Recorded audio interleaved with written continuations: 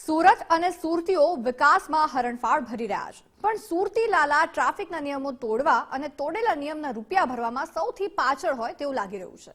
હું આવું શા માટે કહી રહી છું તે માટે જુઓ આ રિપોર્ટ.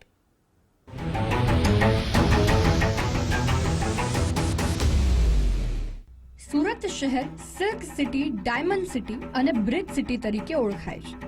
આ શહેરમાં રહેતા લોકો મોજીલા હોય છે. જો કે આ મોજીલા સુરતીઓ તમામ વસ્તુમાં આગળ છે, પણ ટ્રાફિક નિયમમાં સૌથી પાછળ છે.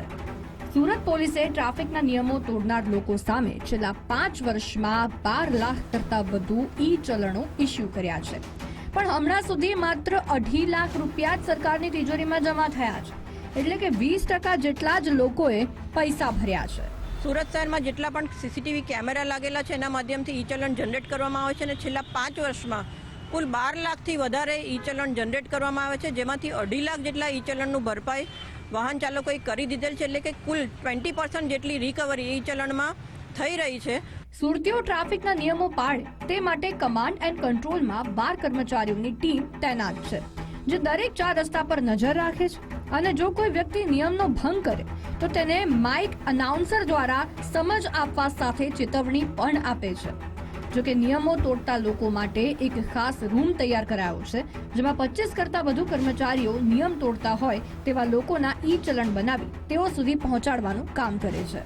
આ સિસ્ટમને અમલીકરણ કરવા માટે કુલ 12 કર્મચારીની 2 શિફ્ટમાં ટીમ અમારી સુરત શહેર કંટ્રોલ રૂમ ખાતે કાર્યરત છે. આ ટીમની કામગીરી એ જે વાહન ચાલકો ટ્રાફિકના નિયમોનો ભંગ કરે છે અથવા તો સ્ટોપ લાઇનની ઉપર પોતાનું વાહન ઊભા રાખે છે અથવા તો રોંગ સાઈડમાં પોતાનું વાહન ચલાવે છે અથવા તો એવા કોઈ પણ ટ્રાફિકના નિયમોની જાણકારી એમને પબ્લિક એડ્રેસ સિસ્ટમ દ્વારા સુરત શહેરના કંટ્રોલ રૂમ મારફતે આપવામાં આવેલ છે. ટ્રાફિકના નિયમો તોડવામાં સુરતીઓએ રેકોર્ડ સર્જ્યો છે, જેનો પુરાવો છે પોલીસે ઇસ્યુ કરેલા 12 લાખ ઈ ચલણ, જે બતાવે છે કે શહેરમાં ટ્રાફિકના નિયમો તોડવામાં સુરતીઓએ ક્યાંય કચાસ બાકી નથી રાખી.